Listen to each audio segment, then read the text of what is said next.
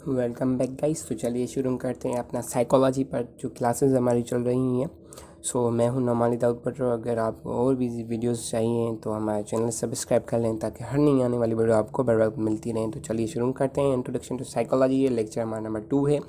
जो आज का हमारी आउटलाइन है वो ये है कि ब्रांचेस ऑफ साइकोलॉजी को हम डिस्कस करेंगे। उसके बाद जो है यूटिलिटी ऑफ साइकोलॉजी, नहीं साइकोलॉजी कहाँ कहाँ पर यूज़ होती हैं। अगर अभी तक आपने हमारा चैनल सब्सक्राइब नहीं किया तो सब्सक्राइब कर लें, लाइक करें, कमेंट करें एंड शेयर करें। तो चलिए शुरू करते हैं अपनी ब्रांचेस ऑफ साइकोलॉजी। जो नंबर फर्स्ट ब्रांच है वो है general psychology. It is relatively a large area और field of psychology which deals with the fundamental rules, principle and theories of psychology in relation to the study of behaviour of normal adult human being.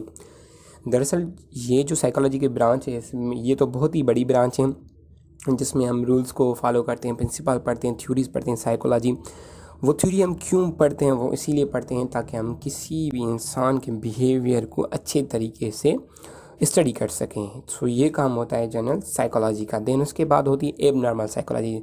दरअसल जो ये एब normal है ना, एब normal आप simple किसी पागल बंदे को नहीं बोल सकते। दरअसल एब नॉर्मल उस बंदे को भी बोल सकते हैं जिसे नींद ना आती हो ड्यू टू उसके बिहेवियर की वजह से, या उसके अनकॉन्शियस माइंड में कुछ चीज़ें हम थी जो बैठ गई हैं, उसको डर लगता है रात को सोने से। उसको बंदे को, या कोई भी बंदा हो जिसमें बिहेवियर में चेंजिंग हो, या उसको कोई बीमारी हो, साइकोलॉजिकल डिसऑर्डर हो, वो हम पढ़ते हैं एबनॉर्मल साइकोलॉजी में।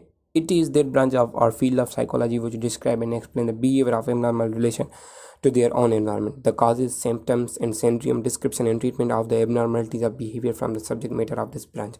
यानी कि ये साइकोलॉजी की ऐसी फील्ड है जिसमें हम समझते हैं और डिस्क्राइब करते हैं, एक्सप्लेन करते हैं कि ये बंदा जो है एबनॉर्मल बंदा है, इसका कोई इन्वायरमेंट से क्या कनेक्शन है और उसकी काजेज़ होती हैं। एक बंदे को नींद नहीं आती, उसका काज क्या है, उसके सिम्टम्स क्या है, या उसके सिंड्रोम्स क्या है, उसको कौन कौन सी बीमारी हैं, डिस्क्रिप्शन होती है, ट्रीटमेंट होती है। वो सारी की सारी जो होती हैं एबनॉर्मल साइकोलॉजी में हम पढ़ते हैं। यही सब्जेक्ट होता है जिसमें ये हम पढ़ते हैं।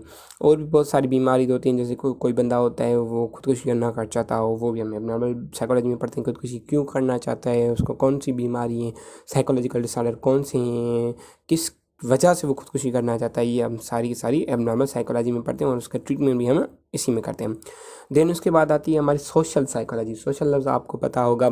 This branch of psychology deals with the group behavior and interrelation of people with other people's group dynamics, like and dislike, interest and attitudes, social destiny and prejudices of the people in their personal and social relationships from the subject matter of this branch। यानी कि इस branch में हम वो चीज़ें पढ़ते हैं जैसे सिंपल कोई बंदे होते हैं इंट्रोवर्जन होते हैं, कोई होते हैं एक्स्ट्रावर्जन। यानी कि कुछ लोगों को दूसरे लोगों से मिलने में तकलीफ़ होती है, वो बातचीत करने का तरीका नहीं जानते, उनको बात ओपन शुरू करने से डर लगता है कहीं कोई बुरा ना मान जाए। या कुछ ऐसे भी लोग होते हैं जो भीड़ भाड़ में जाना पसंद नहीं करते, तन्हा रहना पसंद करते हैं।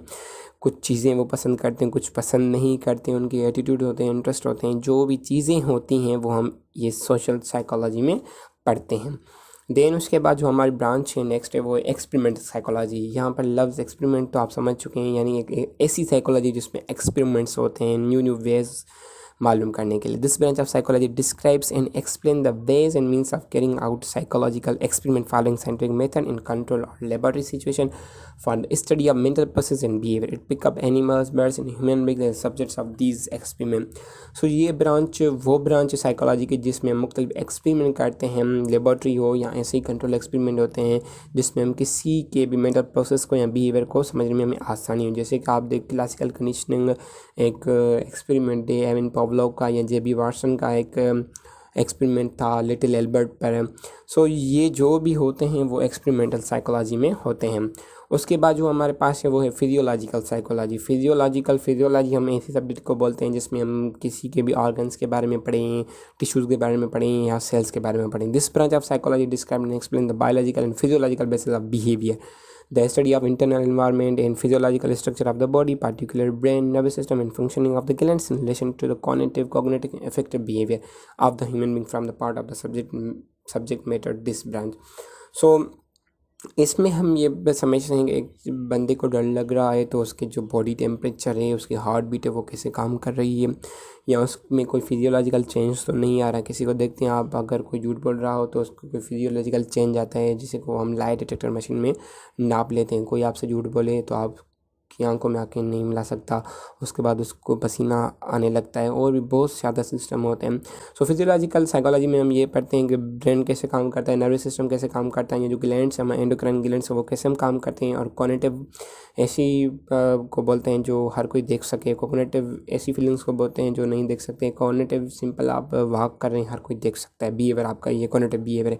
कॉग्निटिव आप सोच रहे हैं लेकिन किसी बंदे को पता नहीं चल रहा कि आप क्या सोच रहे हैं, इससे बोलते हैं कॉग्निटिव। और इफेक्टिव, इफेक्टिव यानी हर किसी पर वो इफेक्ट करें, जैसे इमोशंस होते हैं वो इफेक्ट करते हैं हमारे ऊपर। सो ये होती है फिजियोलॉजिकल साइकोलॉजी। देन उसके बाद होती है पैरा साइकोलॉजी। सो पैरा साइकोलॉजी में होता है deals with extra sensory perception, cases of rebirth, telepathy and allied problems. इसमें भी हम सेंसरी जो सेंसर प्रॉब्लम होती है, पांच सेंसेस की प्रॉब्लम्स होती है, वो हम पैरा साइकोलॉजी में पढ़ते हैं। सिंपल ऐसे भी होता है कि किसी को स्टिमुलस नहीं मिलता, इसीलिए वो रिएक्शन सही नहीं कर पाता।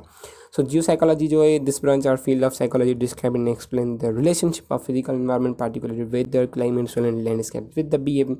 जियो साइकोलॉजी में हम ये पढ़ते हैं कि जो एनवायरनमेंट है हमारा, यानी कि वेदर हमारे बिहेवियर पर कैसे असर करती है, क्लाइमेट कैसे असर करती है, सोल कैसे असर करती है, लैंडस्केप कैसे असर करता है। सिंपल, अब अगर किसी भी बंदे को बाहर गर्मी में खड़ा कर दें तो उसको गुस्सा आने लगता है, यार तूने मुझे यहाँ पर इतना टाइम खड़ा कर दिया। सो ये होती है जियो साइकोलॉजी, उसको गुस्सा क्यों आता है वो हम इस जियो साइकोलॉजी में पढ़ते हैं।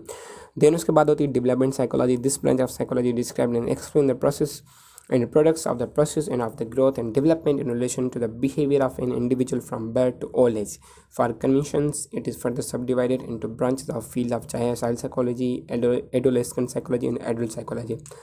So जो हमारी ये ब्रांच है साइकोलॉजी की, इसमें हम बर्थ प्रोसेस पढ़ते हैं, यानी कि जो बच्चा पैदा होता है उससे लेकर उसके मरने तक।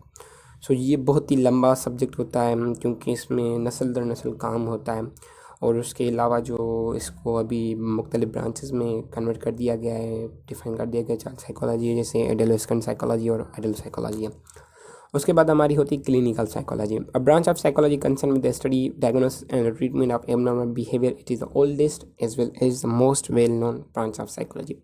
अगर आपको अपना फ्यूचर बनाना है तो क्लिनिकल साइकोलॉजी में चले जाएँ। जो माहिर नफ्सियात होते हैं वो सारे के सारे क्लिनिकल साइकोलॉजिस्ट होते हैं। देन उसके बाद है industrial organisational psychology. A branch of psychology deals study the psychology in action at the work place, including productivity, job satisfaction and decision making. ये वो साइकोलॉजिस्ट होते हैं, साइकोलॉजी की वो ब्रांच है जो इंडस्ट्री में काम करती हैं कि प्रोडक्ट की जो सेल है वो कैसे बढ़ानी है, जो वर्कर्स हैं उनको सेटिस्फाई कैसे करना है, जो हमारा कंज्यूमर है वो हमसे सेटिस्फाई कैसे होगा। इसकी भी बहुत अच्छी स्कोप है। उसके बाद होती है health psychology. The branch of psychology that explore the relationship of psychological factor and physical ailments और diseases. Health psychologist are interested in how the long term stress of psychological factor can affect physical health. They are also concerned with identifying ways of promoting behavior related to good health, such as exercise, or discouraging unhealthy behavior such as smoking, drinking. Health psychology में सिर्फ और सिर्फ हम किसी की भी health के बारे में पढ़ते हैं, उसके जो भी एस्पेक्ट्स होते हैं वो सारे के सारे हम हेल्थ साइकोलॉजी में पढ़ते हैं। अगर सिंपल है कि क्लिनिकल साइकोलॉजी और हेल्थ साइकोलॉजी में बहुत ज़्यादा डिफरेंस नहीं है। देन उसके बाद हमारी आती है consumer psychology. A branch of psychology that study explain our buying habits and our effects of advertising buying behaviour, mainly related with the likes and dislike and preference of the people. अगर आप देख लें simple, ये बहुत ही ज़्यादा काम की होती है इंडस्ट्रियल पीपल के बिजनेसमैन के लिए। सो इसमें होता क्या है, अगर आप देख लें एड होता है, एड में बहुत ज़्यादा वुमेन होती हैं, वुमेन के सिंपल कोई लेडी होती हैं ताकि किसी भी बंदे को ज़्यादा अट्रैक्शन हो। तो ये वो होते हैं कंज्यूमर साइकोलॉजी। वो जो भी कंज्यूमर होते हैं उनके यहाँ जाते हैं, उनसे पूछते हैं कि इसमें हम क्या इम्प्रूवमेंट ला सकते हैं, उसकी साइको को समझते हैं। सो ये भी एक उभरती हुई फील्ड है साइकोलॉजी।